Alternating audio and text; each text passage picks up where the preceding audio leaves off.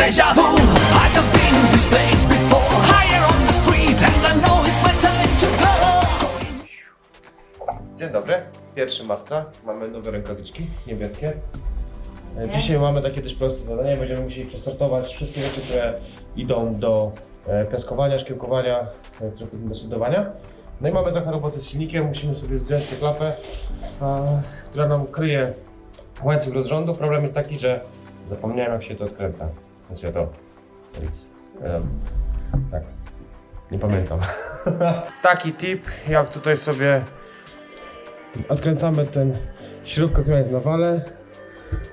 Z tej strony mamy łoże zamachowego.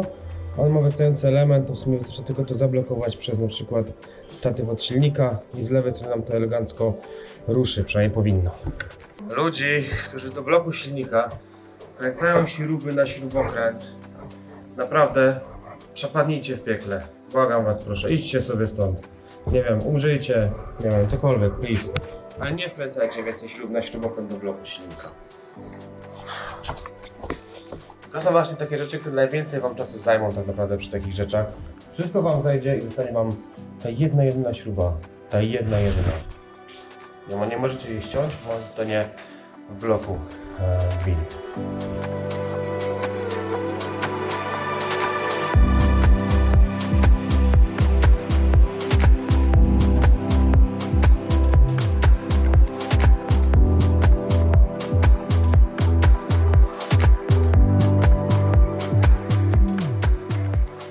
Kolorowy na szary. Myślimy, na jakim kolor pomalować silnik, pokrywa i całą resztę. Rozważamy żółty na blok, I na głowicę. Pokrywę na... lustro, byśmy wypolerowali. A jeszcze mamy pokrywę rozrządu. Cały rozrzut chyba na czarno, trochę jak Ferrari będzie to wyglądać. Powinno być spoko. Spróbujemy. No i z technicznych rzeczy zapomnieliśmy sobie wyciągnąć popychacze zaworowych. W sensie tulei popychaczy. Więc wyciągnęliśmy je, bo nam nie chciał jakiś dziwny fragment wejść wałek rozrządu, który właśnie wyciągamy. A co jest najciekawsze, niektóre elementy mają na sobie takie coś. To wygląda trochę jak, nie wiem, ciasto jakie do makowca czy do czegoś i nie wiemy za bardzo, co to tak naprawdę jest, ale mam nadzieję, że to nic złego. Nie wiem, może koleś przez tartak przejeżdżał tym samochodem i się mu zebrało. Natomiast kończymy rozbierać silnik, tak naprawdę zostało nam tylko właśnie wałek, no i na dole już potem zostaną tylko same cylindry, blok będziemy mieć pusty, będziemy to zaraz wszystko potem mierzyć.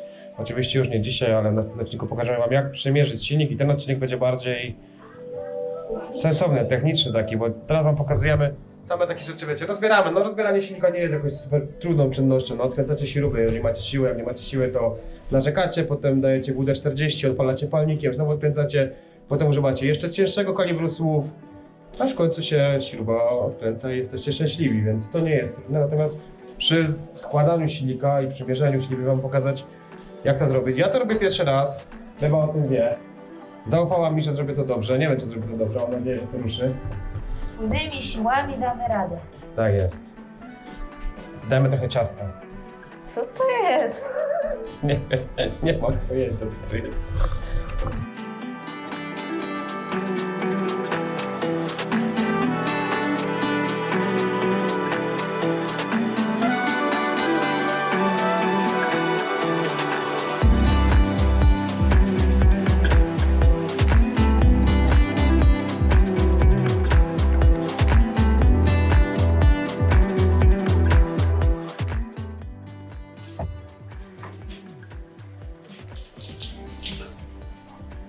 O fuck.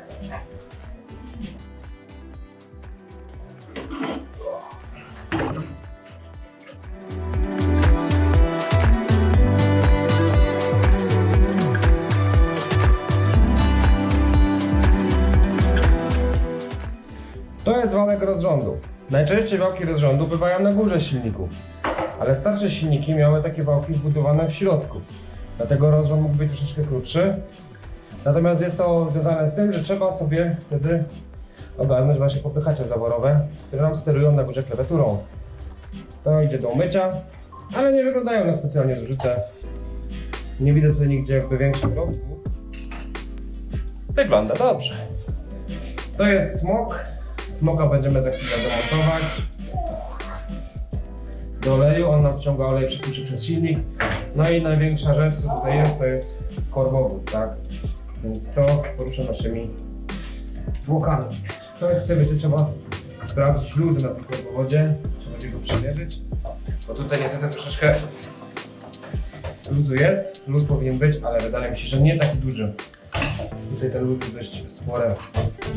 Więc będziemy musieli też kupić trochę narzędzi, żeby ten luz sobie zmierzyć. Tak? Natomiast możemy stwierdzić, że silnik mamy prawie zdemontowany. Zostaje nam tylko blok, zostaną nam cylindry, przemierzenie tego i będziemy tak naprawdę zaczynać taki remont.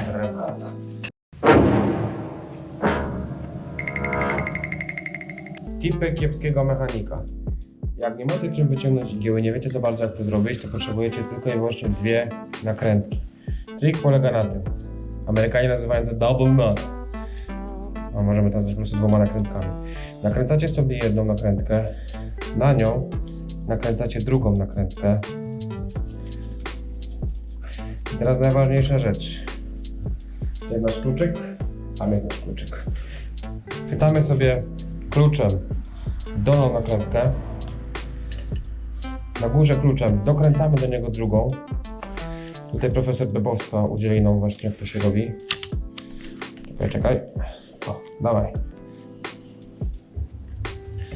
Mocno. Pyk. O, ile się da. Tak jest. Jeszcze trochę. W ten sposób mamy skręcone ze sobą dwie nakrętki. Jeżeli jest to zrobione dobrze, to jeżeli tą nakrętkę dolną zaczniecie teraz wykręcać, to ta górna powinna zatrzymać ją, tak, przy tym wejściu. Więc jeżeli tą nakręteczkę pociągnę teraz w lewo, to powinna nam wyjść cała szpilka, bo ta nakrętka nie może wyjść do góry, bo ta na górze ją trzyma. Sprawdźmy, czy to zadziała. No, ta się nam obraca, czyli nie jest jeszcze na tyle dobrze dokręcona, żeby udało się nam to zrobić. Więc jeszcze profesor Bebowską poprosimy o kolejne dokręcenie tego. Pyk. Dobra. No i spróbujmy. Pyk, proszę Państwa. I co się dzieje? Wychodzi nam szpileczka. Także metoda jest bardzo skuteczna. Jedynym problemem, jaki macie teraz, to niestety musicie chwycić dolną. O, tak. I kluczem odkręcić teraz te dwie nakrętki pomiędzy sobą. I tak właśnie wyciągamy szpileczki jakiegokolwiek typu. Metodą na dwie nakrętki. Powtarzając, jedna nakrętka, druga, skręcacie je razem, odkręcacie dolną, górna powinna ją zatrzymać. Dzięki temu cała szpilka dostaje obrót do wykręcenia się. Dziękuję Państwu za uwagę. Z tego miejsca pragniemy Państwu podziękować. Prawda, profesor? Za oglądanie. Wszyscy trzej, nie? W sensie Beba, ja i Iwan. Czy coś.